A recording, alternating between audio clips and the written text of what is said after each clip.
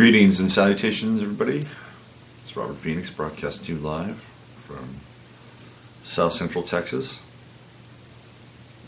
Austin, where the chemtrail fall is now settling nicely into place, and the mornings are damp, dreary, condensed with all kinds of interesting little air particulates, including nanoarrays, barium, manganese, aluminum, and who knows what else they're providing for our daily cocktail of aerosol consumption. And it's gray, so this is where we are. We'll hopefully burn off later in the day, and we'll have a nice, humid, sunny Austin day. A lot of humidity has been for quite a while, and we have not had a lot of rain. Just to keep you abreast of the local meteorological going-ons here. Not a lot of rain this year, and we're coming into the rain season, so hopefully we'll get some, because we have had a huge dump over the last 3 years. But I think if we go a year and a half or 2 years without a lot of water, it could get scary again here in Texas. Hey, what's happening out there? We are in day 2 now in the NFL apocalypse after Trump decided that he was going to take on the NFL and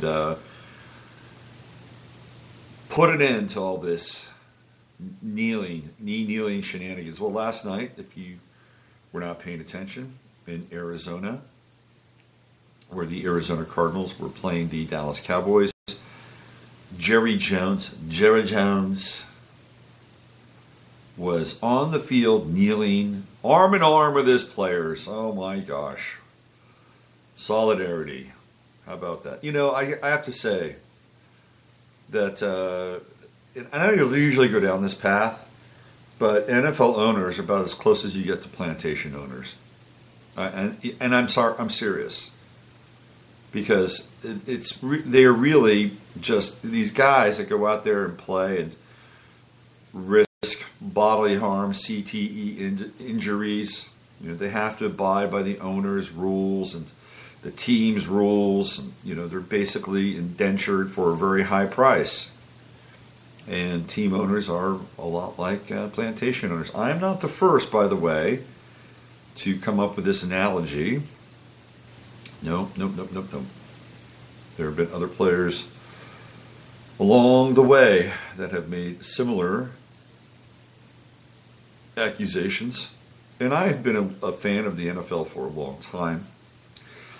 And I've been a sports fan for a long time. And for some reason, it's all beginning to kind of melt away. And, you know, I had some great times with my kid and some amazing sporting events and, you know, bonding with your son and all the things that as a dad you'd like to do. I had that. It was great, you know. It's like, how many dads get to have that?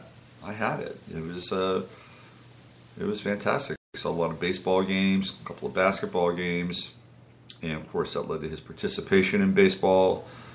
So I'm really thrilled with my experience around pro sports. And years ago, I stopped watching the NBA. I couldn't stomach it. I couldn't stomach the egregious cheating that was being doled out by the refs and the league.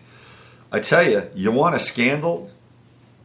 You want a scandal? I think there's a big scandal that could really blow the lid off of pro sports, and that's fixed games. If the American people want to make a protest, okay, let's just rally around this for a moment. Let's make this our cause celeb for about 2 minutes. If the American people really wanted to make a protest, they would get behind this idea and notion that the games are fixed, because, quite frankly, they are. They're fixed. I've seen it time and again. Time and again. Certain teams in the NFL always get the breaks. Always get the breaks. Let me give you a recent example. Last Thursday night, the San Francisco 49ers, a team I grew up loving, Actually, I didn't grow up loving them. I grew up loving the Raiders, and then they left. So they spent their loyalty cred when they left. And I became a 49er fan because they were interesting and fun to watch. Anyway, the 49ers were playing the Rams last Thursday night. It was kind of a great game between two really mediocre teams. You don't see a lot of great games in the NFL anymore. You see a lot of like 21-3 or 21-10. I mean, last weekend the scoring was up. Had to be up, right? Because people have been, this is what's been going on. People have been turning away because the game is fucking boring.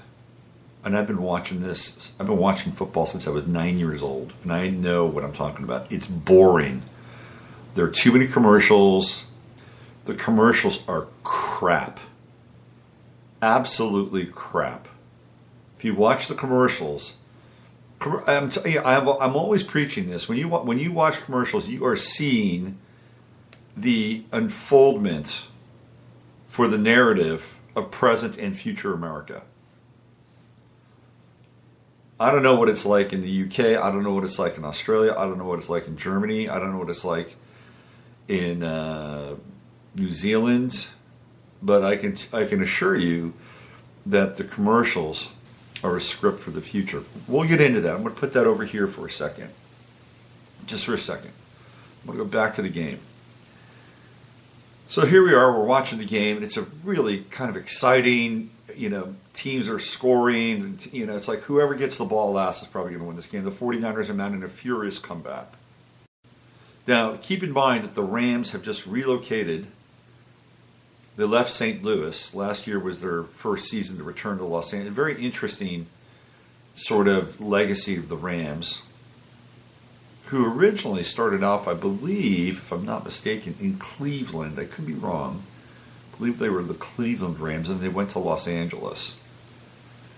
And, of course, they prospered during the 1960s and the 70s, and the love for the Rams began to fall off. Fall off in the 80s, and in the 90s they left. They went to St. Louis. Georgia Frontier, who was the wife of Dominic Frontier, the famous Hollywood composer, who had owned the team, bought it from Carol Rosenblum. She very unusual lady. She was very into astrology. Georgia Frontiere, it's Frontiere. And then she became a big-time Christian. And she moved the team out of L.A. Maybe she thought that there would be a huge earthquake, or she didn't want to have her team nestled in the bosom of Babylon. I don't know. I don't think that. But she got out. She went to St. Louis, who had already just lost their team to Arizona, so they had a place to go play. Anyway, so they're playing the Rams. They just came back. Stan Kroenke, who is the owner of the Rams, who's been a successful sports owner in his own right, but also married into big-time money because he married one of the Walton girls, one of Sam Walton's daughters. So Stan Kroenke has Walmart money in addition to his own money. So he bought the team. They're going to be building this massive 21st century state-of-the-art stadium in Los Angeles. And that's scheduled to be built in about 3 years. I wonder if it's ever going to really be built. Question mark.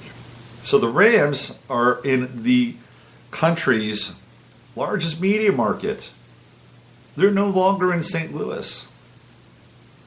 So the NFL, well, not only that, but they have two teams now in LA because the Chargers, a stupid move, decided that, their stadium wasn't good enough, and the people of San Diego weren't going to pay for their stadium. Oh, poor Chargers.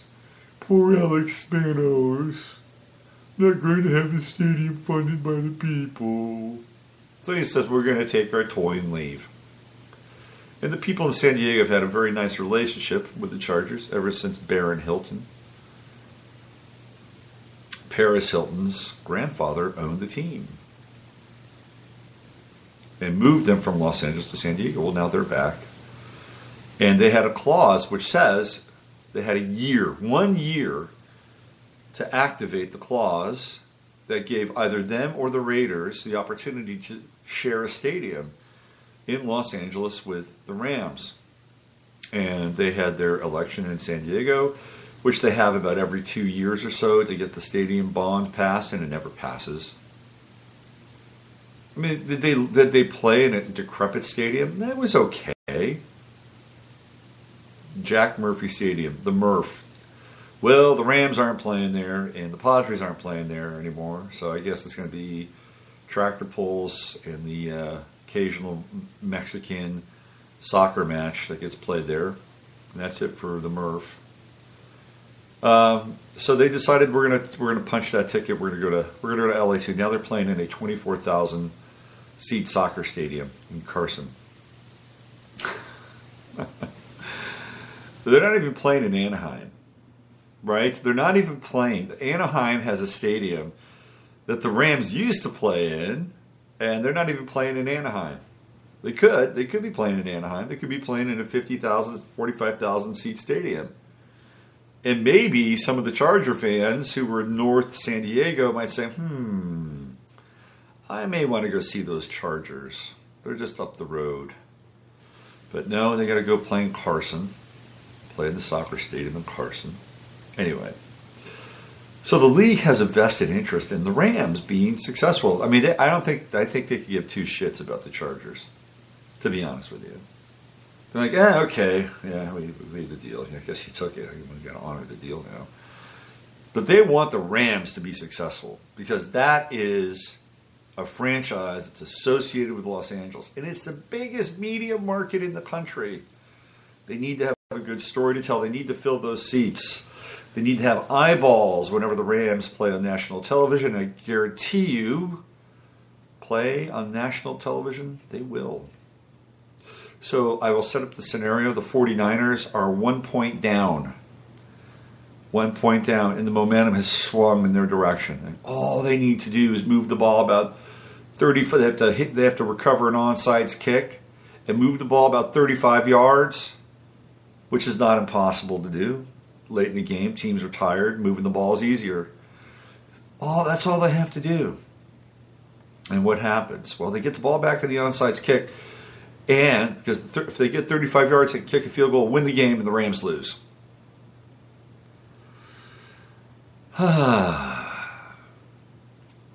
So there's one play.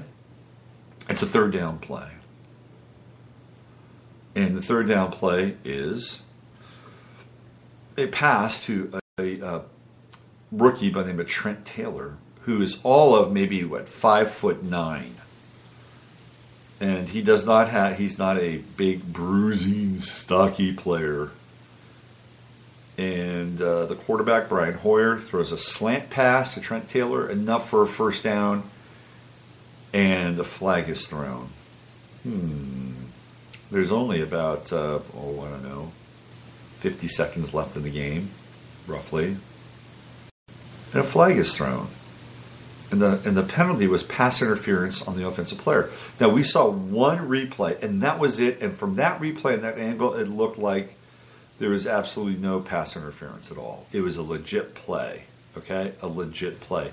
But had they gotten that first down, they would have had more opportunities to move the ball down the field and potentially kick a game-winning field goal and thus give the Rams the loss on Thursday Night Football.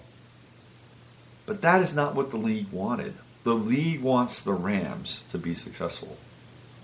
And we've seen this over and over and over again, especially in big games. Who can forget Jerome Bettis's final game as a professional football player playing for the Pittsburgh Steelers against the Seattle Seahawks in Detroit, the very same hometown that Jerome Bettis grew up in. It's his last game. He's playing for the Steelers. The venerable Rooney family, who are like the Kennedys, the first family of football. It's the Rooneys and the Maras. And they are so intertwined and so interbred that they actually have a child between them called Rooney Mara, who's an actress. Yes, Rooney Mara. Because the Rooneys and the Maras have interbred. Yeah, that's right. Like royalty. The House of Rooney and the House of Mara. Rooney Mara. Look it up. And the Roonies, they walk on water. They created the Rooney Rule. The Rooney Rule simply states that if there is an opening for a position, a head coaching position, that the team must interview at least one minority candidate for that position. And it's a sham. Teams want to hire who they want to hire. It's kind of like, the NFL's version of affirmative action. Look, it's good for these guys to get exposure. Would the hiring of African American black coaches have accelerated if it weren't for the Rooney Rule? I don't know. A good coach is a good coach. That's what I think. But then again, I'm an idealist. Anyway, the Pittsburgh Steelers inexplicably won that Super Bowl with the worst officiating I've ever seen. It will go down in history as probably the most egregious example of rigging a Super Bowl ever. We go back to last year when the New England Patriots were getting trounced by the Atlanta Falcons. It looked like an absolute slobber knocker. But the Patriots came back. And they came back, and they came back, and they came back until it became the greatest comeback in the history of the NFL, in the history of Super Bowls, in the history of history. And it was the Patriots, Tom Brady, leading the way. And a lot of people say, well, that game was fixed. It was fixed. The Atlanta Falcons were in on it. Kyle Shanahan, the offensive coordinator who screwed up with the play calling, was in on it. The head coach was in on it. Arthur Blank, who's the owner of the Atlanta Falcons, he was in on it. Everybody was in on it. Well, here's what I think. And I had a slightly controversial stance. First of all, I watched Arthur Blank. He stood on the sidelines with his players. Arthur Blank made his fortune by owning Home Depot. By the way, I don't think you have to be incredibly smart to own a business. I really don't. I mean, I think you have to have some smarts. I think what you have to have is money, and I think you have to employ smart people. You see, that's the difference. And I think making money has to be the prime objective. If making money is your prime objective, and you've got connections, and you've got smart people, I don't think you can be like a genius. You don't have to be Tesla to run a business, a big business. I think you just need smart people. Anyway. So there's Arthur Blank on the sidelines, watching his team circle the drain as time is beginning to tick. And I saw the look in that guy's face. You can't coach that. You can't act that. He was actually watching his team lose a game, because prior to that, boy, he was dancing. He was doing a Dixie strut on the sidelines. Woohoo! They were killing the Patriots. So here's what I think happened in that game. I think that the league essentially told the refs at halftime, look, you let the Patriots do whatever they need to do to keep the damn Falcons out of the backfield. If they want to hold, they want to clutch, they want to grab, you let them do it. And there was a sequence of plays earlier on in the game where there were at least 3 to 4 defensive pass interference calls in a row on the Falcons. I'm like, what is going on here? And this is in the first quarter. It's like they wanted to change the tenor of the game. And in the second half, it was because they can't make these things too obvious. If they make them too obvious, then everybody's on to the big fix. So the fix came by allowing the Patriots to hold and hold and hold so the Falcons could not generate any kind of a pass rush. And Tom Brady, who's actually a really good quarterback, had the time to make plays. You don't need to fix the penalties with holding or pass interference in order to switch the tide and the tenor of the game. Although it does happen with lesser players. Brady clearly is not one of those players. And so he was able to make the plays which made it look legitimate. And you can't tell me that the catch by Julian Edelman was completely faked. You can't do that. We've seen the replay over and over again. It's one of the great catches in postseason history, and it was a game-changing catch. It was on a third down, long yardage, and he managed to pull that in. So the plays were made. But here's where the difference is. The difference is that the environment for the plays to be made was created by giving Tom Brady enormous amounts of time to throw the ball. And to that end, and to that extent, the league, I believe, intervened. And I've seen it before. I've seen it in many, many, many, many, many games. So if you want to go after pro football, or you want to go after pro basketball, Mr. John and Jane Public, then you want to go for the jugular. You want to go for the thing that strikes to the heart of the matrix reality as it's manifested through sports and leisure, which is the fixing of games. You want to get to that? You want to take the heart out here? Let's go for it. No, this is beyond RICO. This is beyond tax exemptions. Let's go back to the NBA. Not this past season, but the season before. The Warriors clearly are the best team in the NBA. Clearly. Their star player, Stephen Curry, is hurt. He's about maybe 65 to 70% of who he is, what he can do on a court.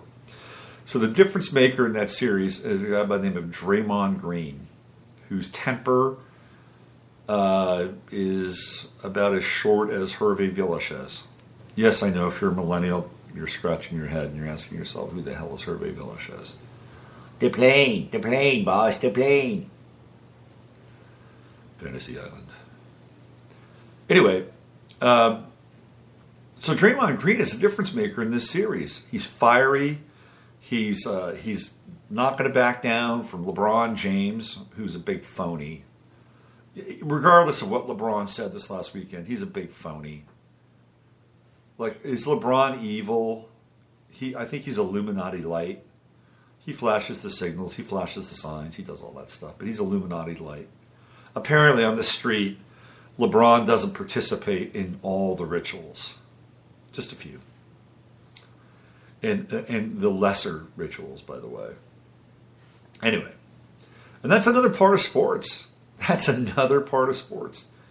Is the introduction of demonology, especially in pro basketball. Anyway, so here's the Warriors. They look, man, they are dominating. But due to the temper of Draymond Green, he's gotten a few technical fouls in the postseason. One more technical foul, and he's done.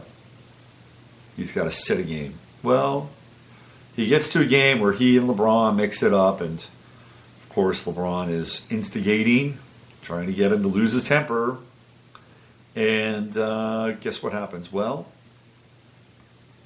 Draymond gets called for a foul. And it just looks like a regular foul. Well, 24 hours later, they say, oh, that was egregious. That was intentional. We're going to give you a post-game technical. Which meant that he was suspended for the next game, which the Cleveland Cavaliers easily won without the services of Draymond Green on the Warriors side, and they actually won the series.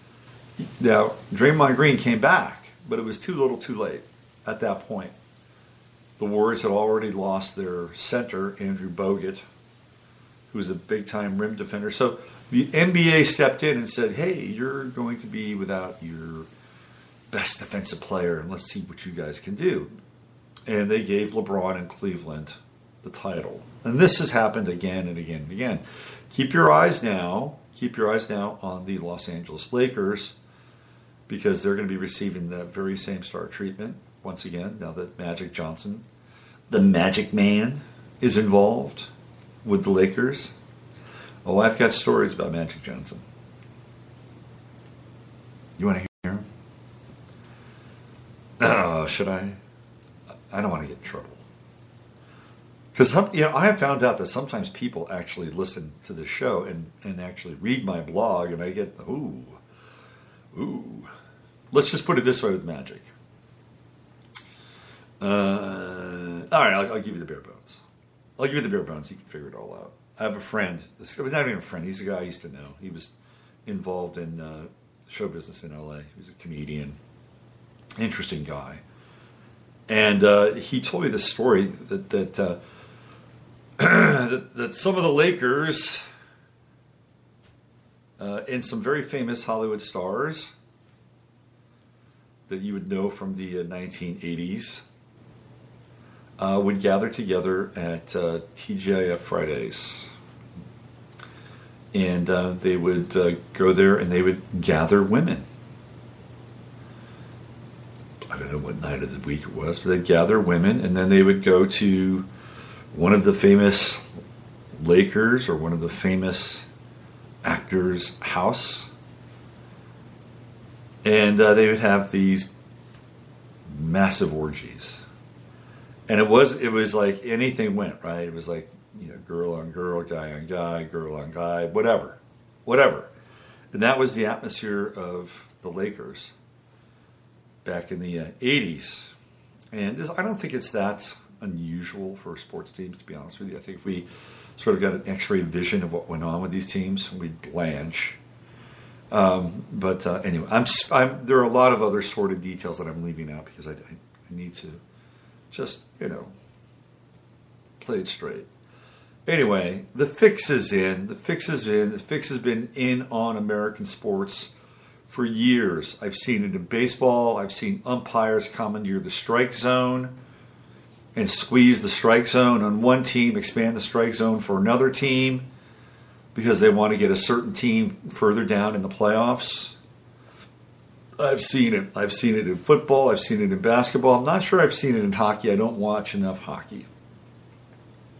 To some degree, I've seen it in college football. But college football still seems to retain some kind of standard, though not always.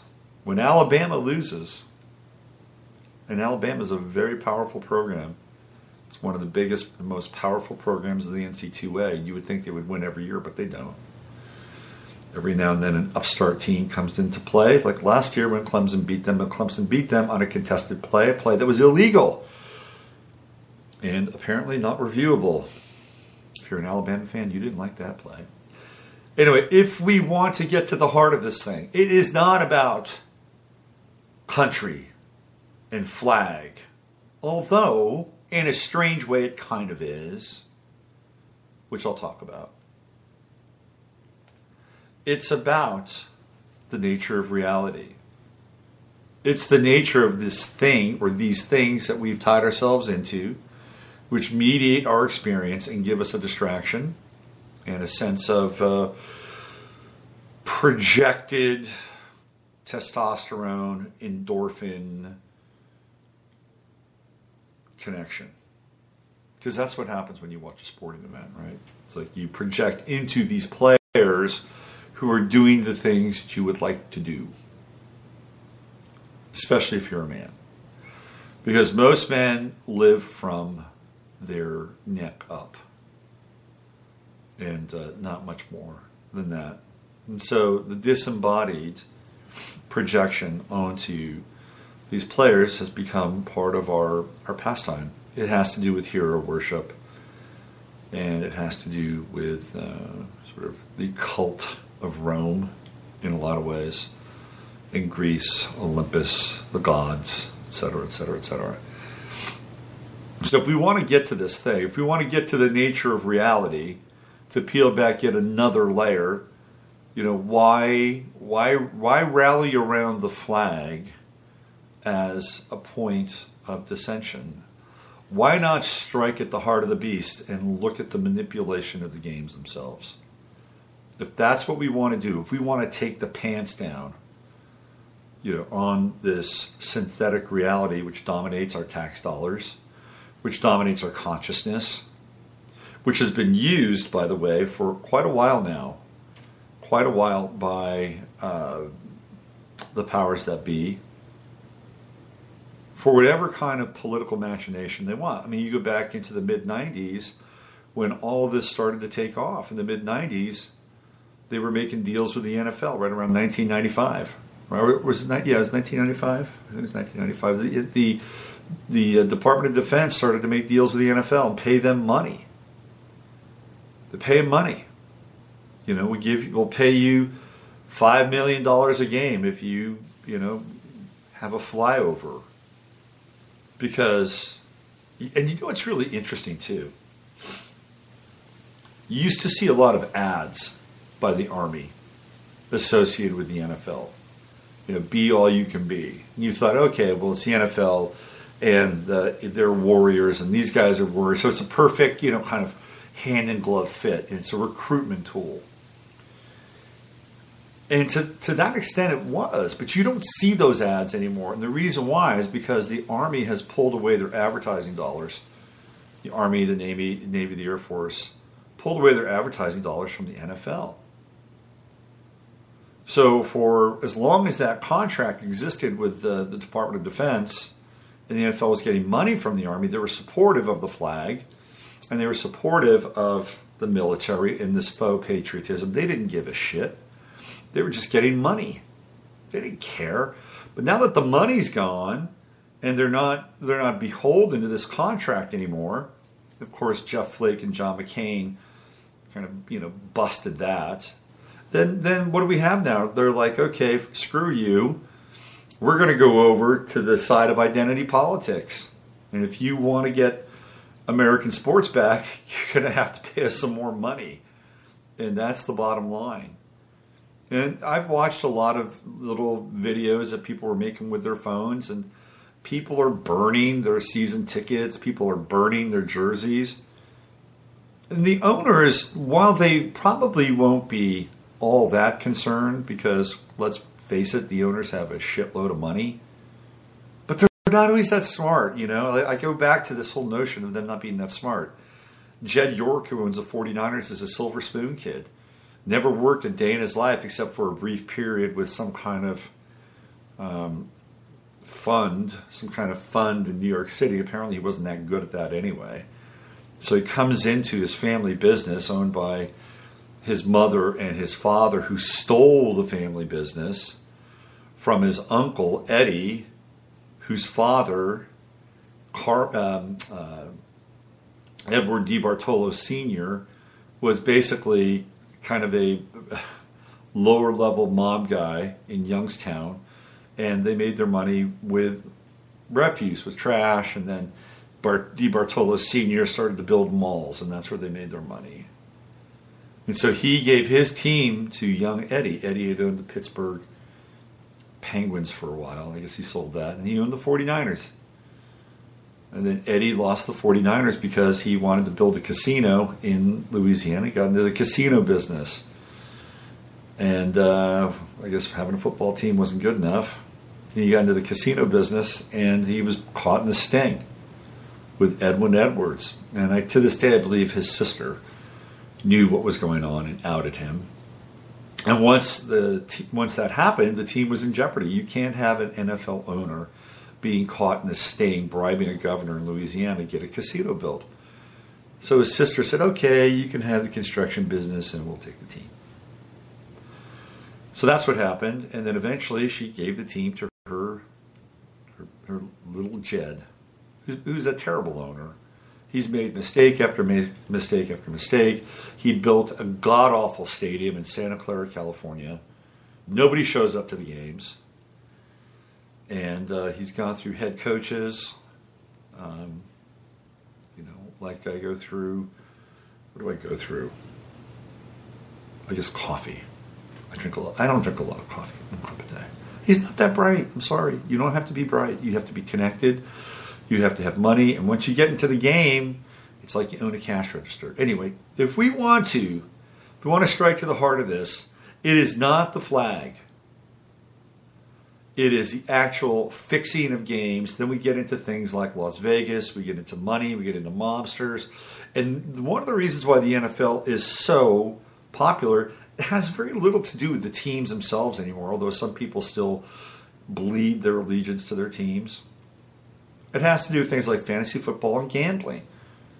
Fantasy football is a form of gambling. We have things like DraftKings, which is where you get to play fantasy football every week. You pay them, you get to pick a team, put players together, you've got a budget, and if they do well against other people, you make money. And then there's the sports betting lines in Vegas and outside of Vegas.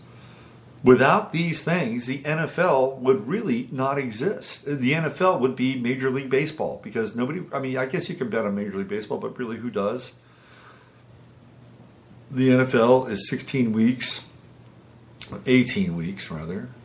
18 weeks, 17 weeks, it's 16 games. I believe it's 18 weeks. 18 weeks and 16 games of intense money exchange. Anyway, it's going to be interesting to see what happens. Trump pissed off a lot of his buddies, people that donated to his presidency. Jerry Jones. You know, here's another thing that pisses me off. Another thing that, if people want to get angry about something, they want to get angry about something. The flag thing is kind of a ruse, right? I mean, again, prior to 1995, the players they were just in the locker rooms. They didn't have to come out. You know, that was all predicated and based on the fact that they were receiving money from the Department of Defense. But if people want to get pissed off about something, the inequity of the experience, let's talk about Jerry Jones. Let's talk about the Dallas Cowboys. Let's talk about Ezekiel Elliott. Ezekiel Elliott, his star running back, who has done nothing but get into trouble ever since his days at Ohio State. And one of the things he got in trouble for is he knocked his girlfriend around. It wasn't even his girlfriend, according to him, because she was also getting tapped by Lucky Whitehead. He said that in a tweet, by the way. That's how I know it. Everybody knows it. So because she wasn't his girlfriend, it made it okay for him to rough her up. Well, the league decided to investigate Ezekiel Elliott and the allegations of the woman and all the other shenanigans that Ezekiel Elliott had been into since he came into the league just over a year ago. And before the season started, the league issued a suspension. They had their own internal investigation, which they can do. They have a star chamber, operates outside of the context of the legal system. And Roger Goodell said, Ezekiel Elliott, you're suspended for 6 games. All of a sudden, Jerry Jones swung into action. And he began to block the suspension here in the state of Texas through the court system. So you have the court system against the municipal civic court system, criminal court system too, for that matter, because these are criminal charges theoretically, but this is being handled as a civil case, as a rights case on the state side. So it's them against the NFL, and the state of Texas issued an injunction against the NFL for a number of reasons. One of which was timing of the decision, which has allowed Ezekiel Elliott to play 3 games now. He was supposed to be suspended for 6. 6 games. He appealed it. He lost his appeal. So not only was he found to be guilty of whatever happened between him and his girlfriend, which the NFL will not release, because if they did, if the NFL released the contents of that, you'd have all these women's rights groups up in arms, and the NFL has been doing its best to keep them at bay ever since Ray Rice was videotaped giving his wife a right cross in the elevator. And Ray Rice never played another game of football after that, and won't. And yet Ezekiel Elliott, whose apparent crimes are hidden and cloaked, occluded behind the veil of the NFL star chamber, is allowed to play. Now, think of that for a moment. Think of that if that was you or I, who had done something egregious, and our employer said, you're going to be suspended for 6 weeks without pay. You'll get to come back, but you'll be because we know that you did something, and this is the lesser of the punishments. Or let's say it was a criminal offense, not even just from our job. All of a sudden, we're dealing with something that is, beyond the pale. beyond our ability to defend it in the moment. And what happens? We don't have a Jerry Jones rushing to our side. We don't have the courts in the state of Texas coming in, rushing to our defense, whatever state. That doesn't happen. It only happens in the NFL with a star player like Ezekiel Elliott. You want to get angry? Get angry at something like that. Get angry at something like that. By the way, Roger Goodell, one of the most reviled commissioners in the history of sports, every time he's in a public setting, whether it's announcing the Super Bowl, being at the Super Bowl, or announcing the draft every year, he's booed. He's mercilessly booed. Nobody likes him. The players don't like him. And all of a sudden now, Roger Goodell, thanks to Donald Trump, has become a more sympathetic character. That's what Trump does. Anyway, these are the reasons. If we want to get worked up about something, right? If we want to get worked up about something, that's the reason to get worked up. The fact that these sports are fake. Just about like everything else in our reality. They're fake. And I know that. I've known it for years. It's hard when you wake up to that fact. And you're like, shit, here they go again. Ripping me off again. I want those 3 hours of my life back. Another game that was totally rigged was the Super Bowl between the 49ers and the Baltimore Ravens. Now, if you remember and look back at that game, I was doing a lot of writing on my website about that game and what was happening geopolitically here in this country. And I was presaging that that game was the beginning of the split and this revolution. It was brother against brother down in New Orleans. That was the framework of that game, and I wrote a bunch about it. And that was Colin Kaepernick's. It was his peak. He had a chance to win the game. And he didn't. And that was the game where the 49ers were being completely outplayed by the Baltimore Ravens. Jim Harbaugh getting completely outcoached by his brother. But there were also a number of incidents in that game where, of course, the refs were inserting themselves. And then we had that bizarre blackout. You remember that bizarre blackout? Which, by the way, that blackout was foreshadowed in an earlier game that season with the 49ers against the Pittsburgh Steelers. If I'm not mistaken, it was either that season or the season before, where the power at Candlestick Park went out. Same team. Anyway, I wrote a lot about that series, or that Super Bowl, and I believe, if I'm not mistaken, that was the Super Bowl where Philip Seymour Hoffman was ritually offed. That was a whole bizarre thing. I've got some stuff on my website, man. I went back. I was looking up Jessica Savage, and I was down in Houston and was talking to a group of people, and we were talking about Jessica Savage, who actually I think was an anchor in Houston at one point in time, and how she died at the hands of the international banking elite, aka the Illuminati, because she had an interview with Roberto Calvi, God's banker. And right after that interview with Roberto Calvi, he was hanged under a bridge in London. And then Jessica Savage, shortly thereafter, died in a very mysterious car accident where her car got upended and wound up in a kind of an aqueduct. And she drowned, theoretically in this aqueduct. And not a lot of water, by the way. Anyway, I was looking back in that post, and man, that post had a ton of stuff in it. And one of the things I talked about, this was at the end of Saturn in Libra. And one of the things I talked about was the whole thing with Jerry Sandusky.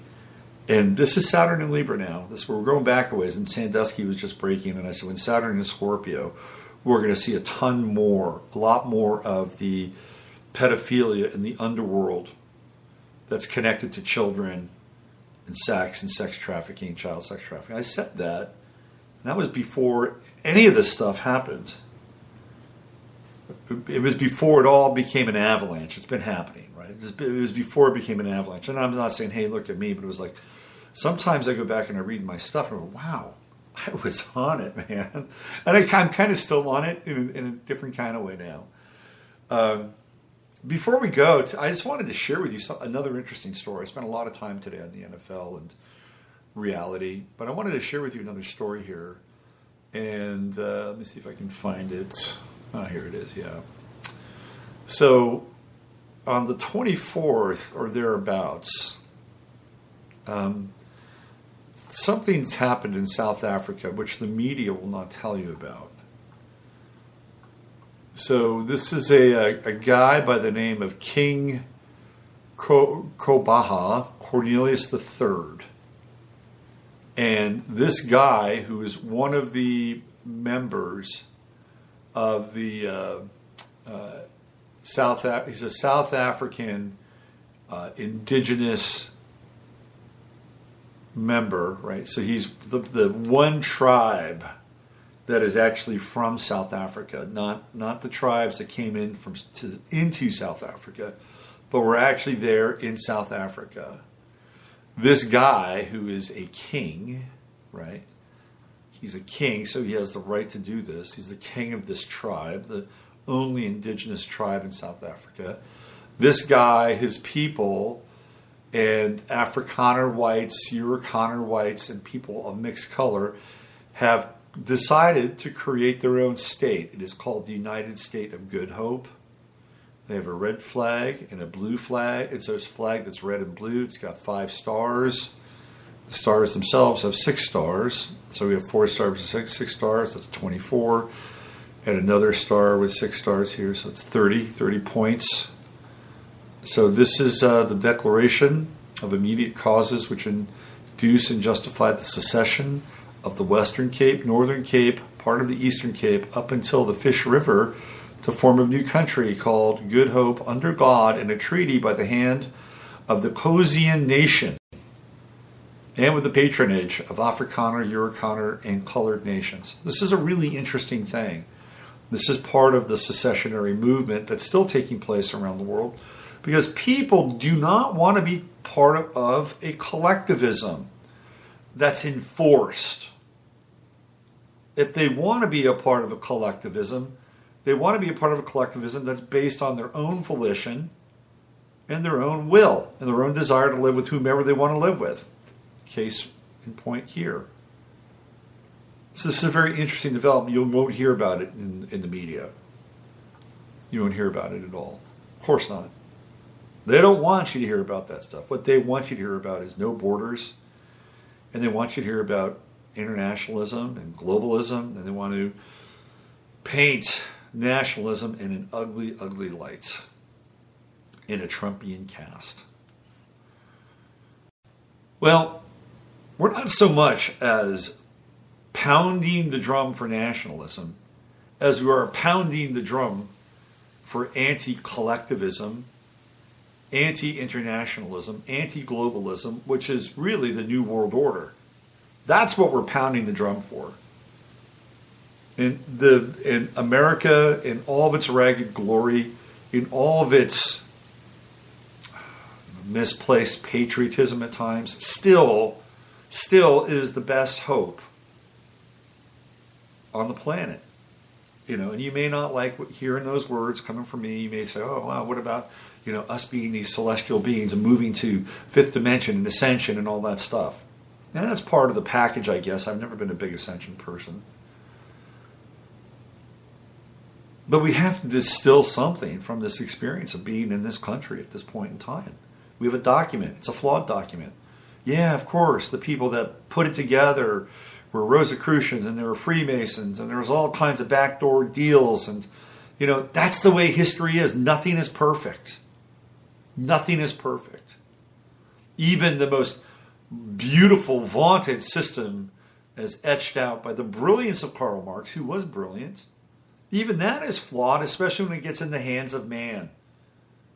because there's too much power consecrated at the top, where people get to run, a small select group of people run the resources. That's the way it's been. That's the way it always will be. Communism became a new form of monarchism, only disguised as collectivism. And so we live in a flawed system. We live in a flawed country. We live in a flawed world. Nothing is perfect, nor will I doubt it ever will be. And when it is, it will be done. It will be done. This place will vanish in the blink of an eye, because we will no longer be under the rubric of duality. Some other place will be. And I don't know what will become of the earth. The mission will be over. It's just the way it is. So while we're here and while we're participating in this collectivity of consent, you may as well have a good time. You may as well stretch out. You may as well figure out who you are. Face yourself. Face your demons. Get into your strengths. Apply those vigorously. Have some fun. Get down into it. Connect with a divine spirit, which, by the way, is a guiding light here. Still, it is the key to the way out. Little else will get you out of here. And roll with it, right? Do your best. Be mindful of what you put in your body. Be mindful of what you say about other people. Don't bear false witness. Don't get into gossip. Those things are toxic. Get you in trouble every single time. Do your best to promote truth at every single turn, because truth is a ray of light, a beam from the celestial mind of God that shines in each and every one of our lives. And we fall, we fail. We're not perfect. We fall short. We have to forgive ourselves. Sometimes we look to the forgiveness of others. Always look to the forgiveness of the one who theoretically has already forgiven us. So with that in mind, get back out there. Get off the sidelines. Get back in the game. Even though the results might be rigged. You'd be surprised what happens when you participate. This is Robert Phoenix. You've been listening to 15 Minutes of Flame. Use your head to discern what's real, your heart to step on what's possible.